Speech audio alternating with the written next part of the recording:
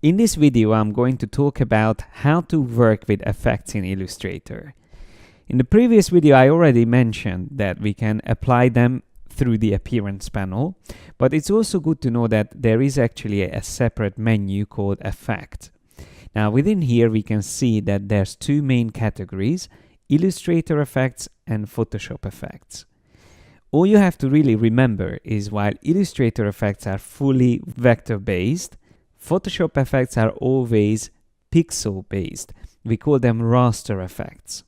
There's one important thing to remember about raster effects. So let me just copy this element here down, and I'm going to make sure it's grouped together. So I just press Command G or Control G on PC, and then from the effect menu, I'm going to go to Blur, Gaussian Blur. So this is a Photoshop effect, which means it's going to be raster effect. And I'm going to apply a blur on this object, just like that. When I zoom closer, we can have a closer look at it. And after a while, it will become obvious that there are some pixels involved in this effect. Now, the raster effect settings is what's important in these cases, because although this object is still vector-based, to be able to render this effect, Illustrator needs to rely on pixels. If you go into the effect menu, you can find the document raster effect settings, where you can decide how well defined you want these effects to be. The higher the resolution, the more computing power Illustrator will need. So let's see what happens if I set it up all the way to high, which is 300 ppi, and I click OK. Immediately, the blurred details will get really nice and smooth. What I recommend to do is to set it to 72 while you are working, which is the screen standard resolution. And then if you feel like you need to add more definition, you can increase it higher. The document raster effect settings is obviously a global option, so it will apply to the whole document. And if you use a lot of raster effects, you might want to remind yourself before you export your final file to increase the raster effect settings and ensure that you will get a good quality print. It's also important to notice that once you apply an effect on a group or an object, it will be indicated with a filled circle next to that element in the layers panel. So empty circle means that you only have fill colors and strokes, but once you have multiple attributes or effects, you will see that the complexity is represented with this filled circle. Also, don't forget that whenever you apply effects, they can always be found in the appearance panel. So I can always turn it off or back on, and I can also click on it to amend the amount of blur in this case. Let me show you now a vector-based effect. So I'm going to select this other instance of this little icon. I'm going to group it together as well and go through the effect menu, but this time I'm going to choose Distort, Roughen. This is a great effect as well, which you can remember even as an explosion effect, because that's what is going to happen once I turn on preview. You can see that it's going to blow this icon into pieces. And that can be controlled, of course, so the size you can play around with, but you can also increase the detail level. Now, this makes it really interesting. So if I have a low amount of size but high amount of detail, I can use it to have a little bit more of a fuzzy edge on the design. Now, if we have a look at the layers panel again, we can see the full circle represents that there's something more complex than just the default appearance, and there's the roughen effect there.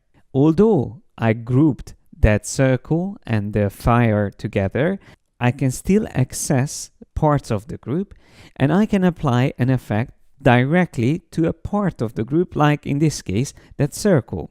So the circle has that roughen feature on it already, but on top of that, I'm going to add another effect. Go through the stylize, scribble option, and I can again change spacing on this maybe, and then maybe also reduce curviness a bit, something like that.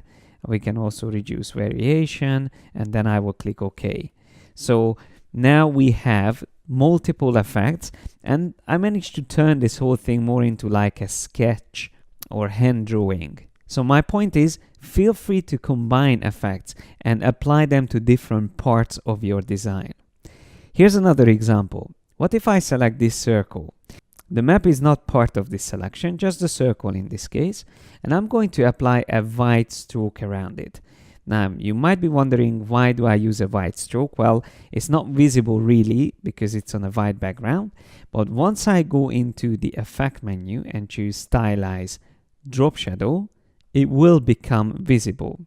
Let me just turn on the preview and we can already see it there. I might just reduce the blur a bit, something like that, and also reduce the distance to 1. Once I click OK, we can already see how it looks like. Now, currently, the drop shadow is applied on the whole circle, not just the stroke. So what happens if I drag the drop shadow effect here in the appearance panel and drop it into the stroke attribute?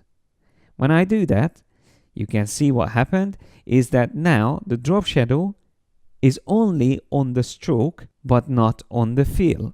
So the stroke itself is actually casting a shadow on the circle's fill color. So once again, what happened was that I moved the drop shadow, and I could do the same and drag it onto the fill color, or just drag it all the way down so it's affecting both attributes. And that's another important lesson there, to learn that if you want to affect both fill and stroke or all the attributes on an object, make sure you drag the effect all the way at the bottom, which is going to be like a global effect applied to all the attributes. I actually prefer it if it's only on the stroke in this case, so that's where I'm going to move it into. And here's another very important thing that you need to remember. If you want to apply an effect on multiple objects, you have to make sure you group them together first. This is especially important if you want to use 3D effects. So I selected these two items and I press Command or Control G. Now they are a group, and now I can go into Effect, 3D, Extrude and Bevel. This is a brilliant option as well. And once I click on Preview, you can see exactly what happens, that now we have a 3D object. And I can turn this around and see it from different angles. When I click OK, I can see how it turned out. And yes, it looks more like a coin. And I can always go back and make changes to how it's positioned in the 3D space. And let's not forget that all the effects that you use in Illustrator can be saved as a graphic style. So I could save this 3D effect, for example, which is now added there. And then I could apply to another group, like this one here on the left. So if I select these and I choose graphic style, we can see how that will work in 3D.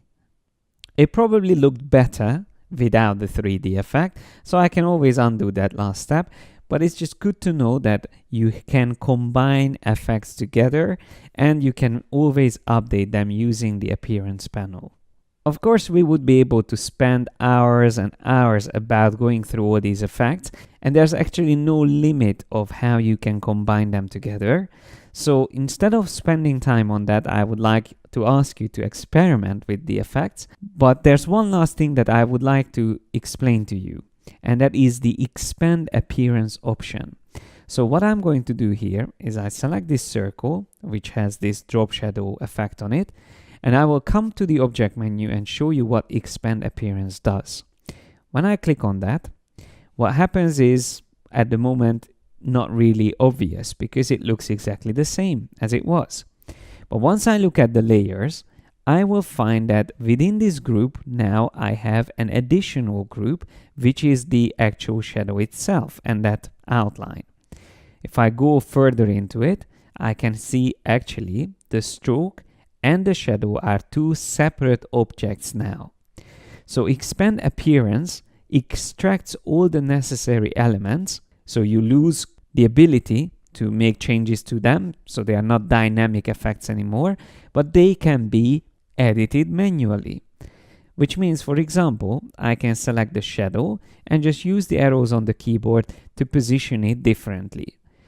This is another great technique whenever you want to extend what you can already do with effects. And you can see how different immediately it looks. It's not the standard shadow that normally you see in designs. It looks even more 3D now. And because the shadow is a separate object, I could even distort it like that. So we can call expand appearance a destructive technique because it separates the effect from the object. But remember that it opens up new ways to work with the effects. And that is all I wanted to explain to you in this chapter. But like last time, at the end of the chapter, I have an additional video where I'm going to give you some tasks to practice what we've learned this time, to practice what we learned in these last few videos.